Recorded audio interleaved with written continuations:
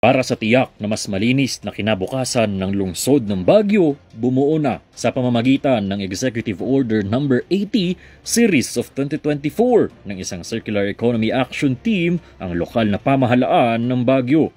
Sa pamamagitan ng binuong grupo, sila ang tututok sa iba't ibang programa paano maipapatupad at ipapakilala ang ideya ng circular economy sa publiko.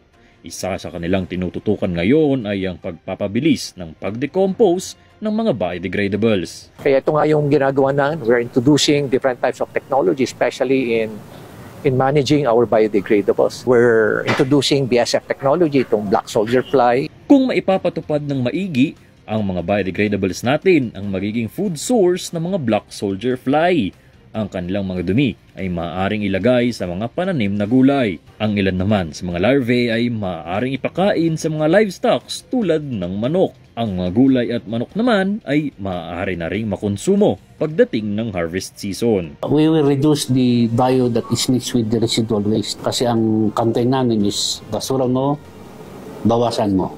Kung mabawasan natin ng konti yung ating basura sa pamamaraan ng pag-manage na ating biodegradable or food waste man lang sa bahay, ang napakalaking tulong sa gobyerno in terms of cost and environment.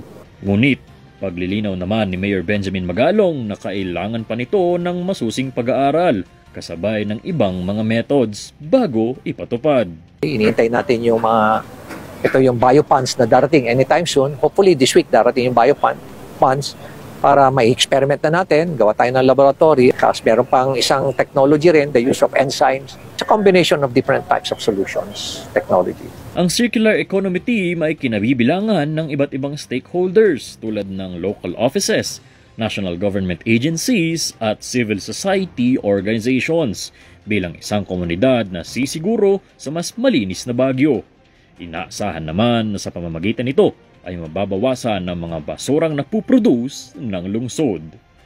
Nico Gatchalian para sa PIO Baguio Balita.